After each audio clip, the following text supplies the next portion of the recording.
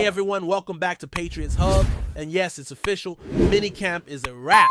And with it, a wave of updates, changes, and stories to keep every Patriots fan talking all the way to training camp. Let's be honest, there's something electric in the air in Foxborough right now. It's not just the anticipation of a new season, it's the mix of nostalgia and excitement, the past meeting the future. Why? Because we're not only talking about who's suiting up in 2025, but also about finally cementing a legacy, quite literally, in bronze. That's right, the GOAT is about to be immortalized. Tom Brady, the man who turned this franchise into a dynasty, will be getting a statue right outside Gillette Stadium. And honestly, it's about time. On August 8th, just before the Patriots hit the field for their preseason game against the Washington Commanders, that statue will be revealed, and every inch of it will scream legacy. Patriots social media didn't hold back either. They went with legacy will be etched in bronze forever, and there's just no better way to put it. For fans, this moment is surreal. It still feels weird to talk about Brady in the past tense, doesn't it? It's like one day you're watching him dissect defenses in January, and the next you're planning trips to see a statue. It's been 6 years since he left the team, and only a couple since he officially retired, but it still hasn't quite sunk in for a lot of people. And yet, here we are. For some, this tribute might feel a bit overdue, while for others it might feel fast. But let's be real. When you got 6 Super Bowl rings with one franchise, this isn't even up for debate. He could have had a statue the day he threw his last pass in a Pats uniform and no one would have blinked. You think about other players who have statues and realize just how rare it is. Plenty of guys have been honored without even winning a title, just for what they meant to their teams. Brady didn't just win, he defined an era. He redefined expectations. He took a team that before him had only flirted with greatness and turned them into a relentless machine. It's wild to think about how much has changed since the year 2000. That was 25 years ago, 25. And yet when people talk about that time, it doesn't feel old. It feels legendary. And that's where the emotion hits. Because while Brady's legacy is undeniable, seeing the statue go up also makes one thing crystal clear. We are in a new era. An era without number 12 on the center. An era without the hoodie on the sideline. A new head coach, a new quarterback, a whole new identity trying to be forged in a place built on dominance and expectations. Mike Vrabel is now the guy at the top. And if there's anyone who understands the DNA of this team, it's him. And under him, the Patriots are hoping to build the next great chapter with a young quarterback who might finally be the answer. Drake May. All signs are pointing toward him being handed the keys and told to go make it his own.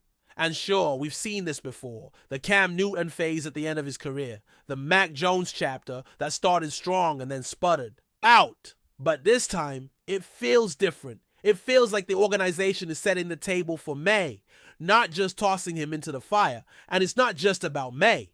The entire offensive and defensive lineups are getting a facelift. We're looking at potentially half the starting roles being filled by new faces, fresh legs, and guys hungry to prove themselves. There's this sense that the page is really turning now, and one of the big signals that things are changing was the recent retirement of Wes Schweitzer. He was a starter early in the offseason programs, but now it's Cole Strange who's looking to lock in that spot. Honestly, it makes sense. Schweitzer probably saw what was coming, between age and wear, and Strange starting to show he's ready. The writing was on the wall. But the biggest twist from the end of minicamp, the position shift no one saw coming.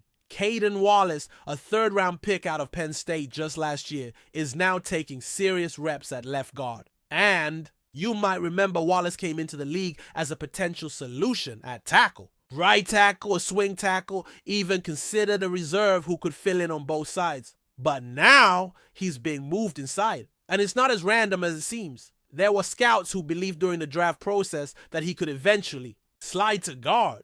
And with Mike Vrabel giving him a direct shout out during team introductions, it's clear there's a plan in motion here. That move opens up a bunch of possibilities for how the offensive line shapes up. Will Campbell looks locked in at left tackle. Morgan Moses solid as ever, right? Mike Onwenu probably locking down the right guard spot. And James Ferentz appears to be the favorite to snap the ball at center, though third-round rookie Jared Wilson is right behind him. And Wilson might even get a shot at that left guard battle too, putting him squarely in the mix with Wallace and a couple others.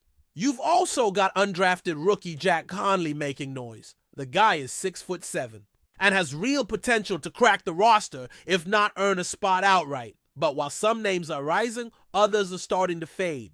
City Sal, Layden Robinson, and Tyrese Robinson have either been starters or contenders for playing time before, but now they're being slowly edged out.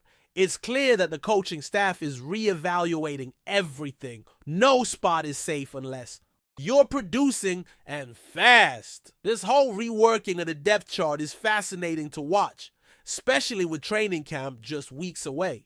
By the time July 23rd rolls around, we'll start seeing these battles shake out in real time. Who's in, who's out, and who's going to make that final 53-man roster. Now, let's talk about those skill positions, because while everyone's buzzing about the statue, the real questions are about who's actually catching passes this year, who's taking handoffs, and how Josh McDaniels is going to piece together an offense around a rookie quarterback. Pop Douglas is one of the most talked about names in that wide receiver room. He's the top returning receiver from last year, and people have been wondering if he really fits into McDaniels' system. But from what we've seen, Douglas looks like he's about to be featured heavily. If you know McDaniels' offense, then you know the slot receiver eats. Always has. Always will. From Wes Welker to Julian Edelman to Jacoby Myers, that position is where the offense flows. Pop Douglas feels right at home there. He thrives in space, knows how to work underneath, and already seems to have good chemistry with Drake May. In fact, during the last 2 minicamp practices, Douglas looked like May's go-to guy. Sure, Stephon Diggs hasn't joined the mix yet, and Kyle Williams is stretching the field too. But the connection with Douglas is growing fast. And that brings us to the new guys. Everyone's buzzing about the rookie Chisholm from Eastern Washington. Undrafted, but he shattered Cooper Kupp's records out there and could absolutely fight for a roster spot. But let's be clear, he's fighting to make the 53, not to replace Pop Douglas. Douglas is the focal point. That spot is his to lose. Then there's the backfield, maybe the most intriguing part of this offense. Because let's face it, if you want your rookie quarterback to survive and thrive, you need a solid run game. And Josh McDaniels knows that. He also knows how to get creative. What stood out in minicamp was the way he used multiple backs. Not just in rotation, but at the same time. Travion Henderson and Antonio Gibson were seen sharing the field with Ramondre Stevenson. That's right, a 3-headed attack. Now that changes things. It forces defenses to guess. Is this a power run? A swing pass? Play action? Misdirection? And it keeps everyone honest. This might even be a product of McDaniels having a year away from football. Maybe he saw things differently. Maybe he wants to tweak spacing and do things he hasn't done before. But it feels like this version of the Patriots offense could be loaded with creativity. Not just more of the same. And don't overlook what that means for players like Kyle Williams, who played quarterback in high school. Trick plays, reverses, end arounds, wheel routes from the backfield, all of that is back on the table now. We've seen McDaniels draw it up before, whether it was Edelman throwing a bomb or a fullback selling the run and leaking out. Now, we could see even more. Speaking of fullbacks, we've got to mention Brock Lampley. Go ahead, look him up.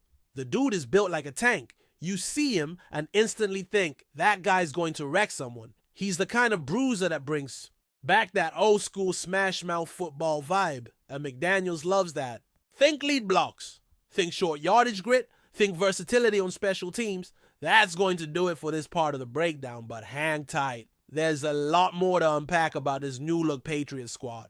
Before we continue, don't forget to subscribe to Patriots Hub and give this video a like. Your support helps us keep delivering the latest updates on our New England Patriots. And don't be shy, share your thoughts on the news in the comments below. Whispers are growing louder around Foxborough. And if recent murmurs are to be believed, Derrick Henry could be donning the number 22 jersey for the New England Patriots. While no official statement has been released by the team or the players, the buzz is impossible to ignore. Fans, insiders, and analysts alike are piecing together the clues. And the picture emerging is one that could redefine the Patriots' offensive game plan for the upcoming season. Social media erupted earlier. this week when photos allegedly showing Henry in Patriots gear surfaced online. Some believe these could be early promotional shoots, while others speculate it might be clever fan edits. Still, several well-connected sources hint that this isn't just smoke. It might just be the fire Patriots Nation has been waiting for. The idea of Henry, known for his bruising running style and unmatched power, joining forces with the methodical and disciplined Patriot system, has sparked wild debates across NFL circles. At 30 years old, Henry remains one of the most feared running backs in the league. Pairing him with New England's evolving offensive scheme could provide the kind of spark that's been missing since the departure of Brady. Why the number 22? That's a detail that adds fuel to the speculation. A cryptic Instagram story posted by Henry featuring only the number 22 and a wink emoji has been interpreted as a not-so-subtle confirmation. The Patriots have also been suspiciously silent on the matter, which for many fans only strengthens the theory. After all, silence in the NFL can often be louder than words. If true, this potential signing could signal a major strategic shift in New England. A move like this suggests the Patriots might lean into a run-heavy offense, using Henry as a cornerstone to control the tempo and wear down defenses. For now, it remains a tantalizing rumor, but one that feels more real with each passing day. Stay tuned. That's it for this update. If you enjoyed the video and want to stay updated with exclusive news about our New England Patriots, be sure to subscribe to Patriots Hub and hit that like button. We can't wait to hear your thoughts in the comments. See you in the next video.